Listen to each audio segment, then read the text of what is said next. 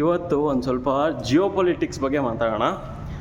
Trump ತಾತ ಏನು ಮಾಡ್ತಾವನೆ ಅಂದರೆ, ನಮ್ಮ ದೇಶದ ಮೇಲೆ ಫುಲ್ ಟ್ಯಾರಿಫ್ ಮೇಲೆ ಟ್ಯಾರಿಫ್ ಆಗ್ತಾವನೆ.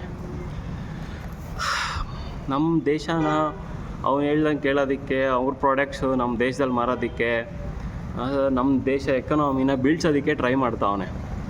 ಸೊ ನಾವು ಇಂಡಿಯನ್ಸ್ ಆಗಿ ಏನು ಮಾಡ್ಬೋದು ಇದಕ್ಕೆ ಕೌಂಟರ್ ಪಾರ್ಟ್ ಆಗಿ, as apart from the government, ನಾವು as an part of Indian people, Indian citizenship ಏನು ಮಾಡ್ಬೋದು ಅಂತಂದರೆ, ನಾವು ನಮ್ಮ ಕೈಲಿ ಆದಷ್ಟು ಸ್ವದೇಶಿ ವಸ್ತುಗಳನ್ನ ಯೂಸ್ ಮಾಡೋದಕ್ಕೆ ಸ್ಟಾರ್ಟ್ ಮಾಡಬೇಕು.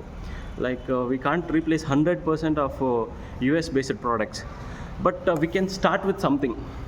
ಲೈಕ್ ಜಿಮೇಲ್ ಬದಲು ನಾನು ಇವಾಗ ಝೋಹೋ ಮೇಲ್ನ ಯೂಸ್ ಮಾಡೋದಕ್ಕೆ ಸ್ಟಾರ್ಟ್ ಮಾಡ್ತಾಯಿದ್ದೀನಿ.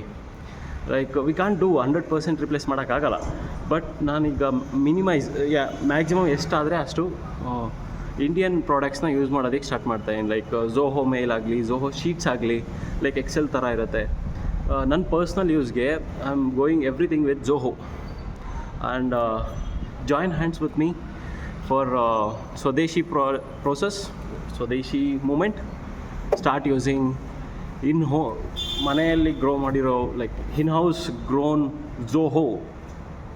Thank you.